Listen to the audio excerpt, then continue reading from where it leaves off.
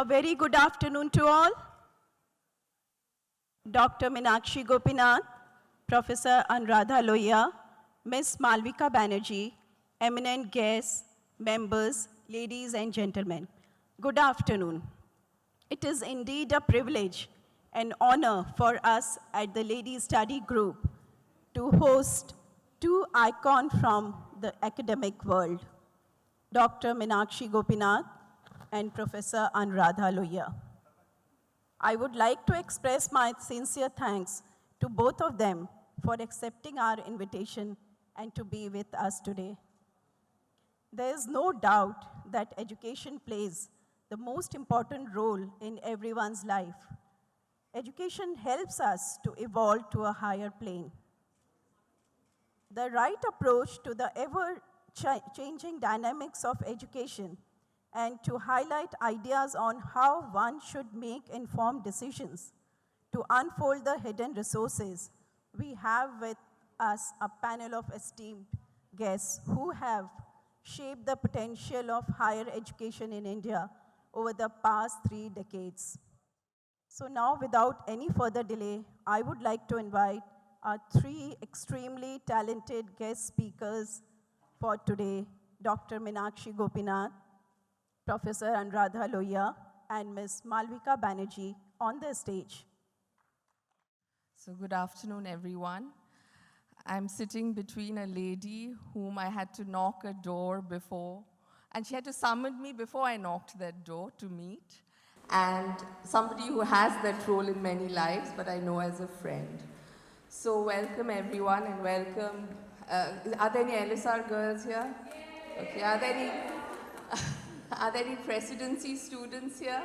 Yes, there are a couple. Okay, so these are 2 formidable ladies who have done so much for education.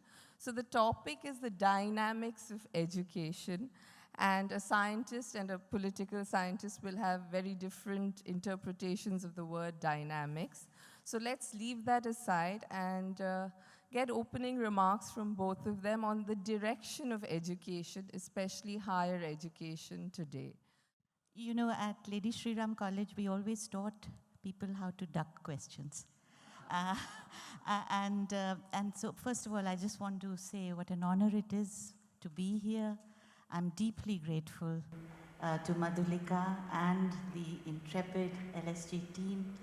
I had the privilege of being here several years ago when Parul was the president, and I must say, I'm shaking because there are such eminent educationists here, Bharti Di is here, Suman Laji is here, and all the women of the Ladies Study Group who inspire, impact, and influence.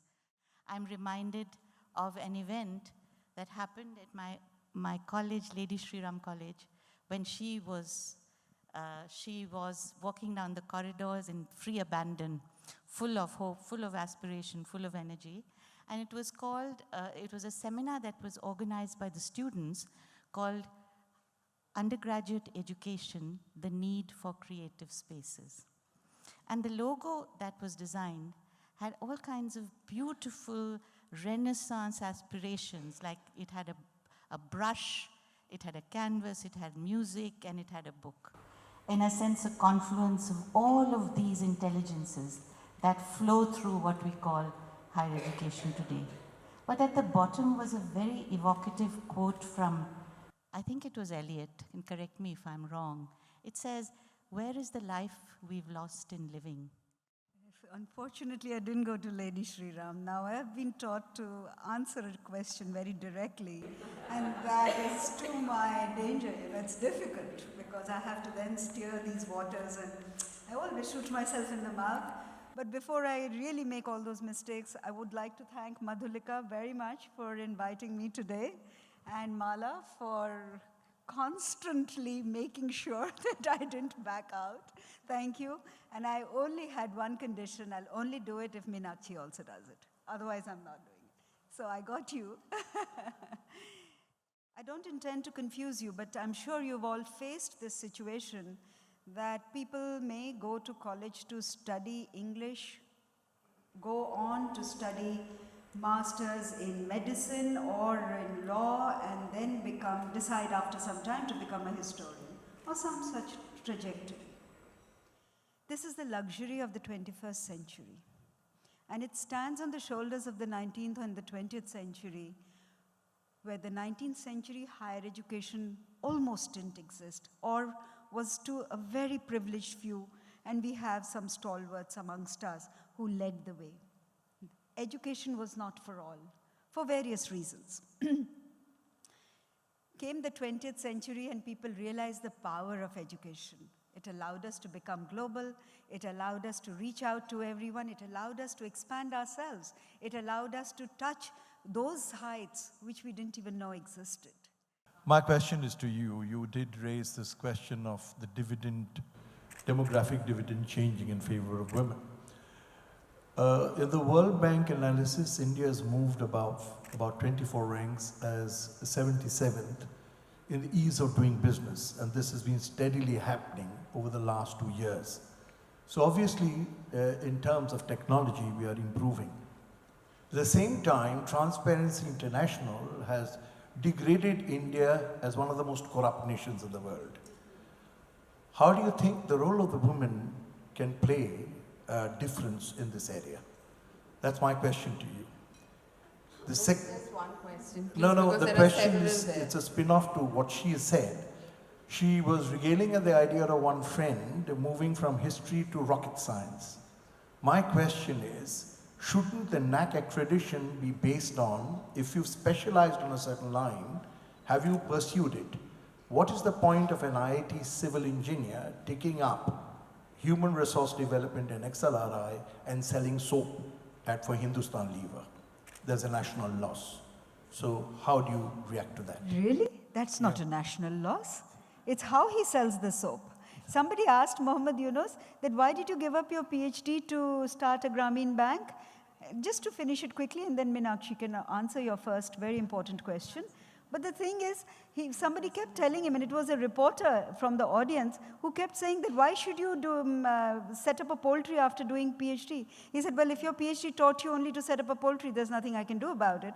But what you do, how you do it, will be influenced by all that you've been educated. So you need to know the amount of money the exchequer pays to get an engineer. So do you want us to, if we are that affluent that we can spend that much money on each person, that person has to be bound by what he has learned? No, I don't agree with you.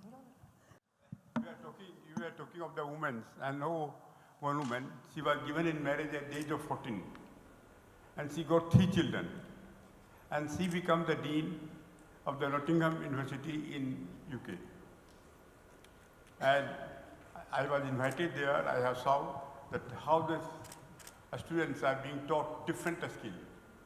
2 girls were under the car, repairing a car, and doing the wall masonry work. So many things. So the substance of women, as we are talking, and Meenakshi ji are telling, is great. Thank you. So I was just making an observation that, women should be, I guess, empowered in academia. Good evening, ladies and gentlemen, respected panelists, guests, and members of Ladies Study Group. In the words of the famous American writer and futurist Alvin Toffler, the illiterate of the 21st century are not those who cannot read and write, but those who are not willing to learn, unlearn, and relearn. And I think today we have done exactly that. We have all relearned the benefits and got an enlightened perspective and insight on the dynamics of education in the world as we know it today. It is due to the exemplary work of women like all of you that the Indian woman today is standing right on top of the pyramid.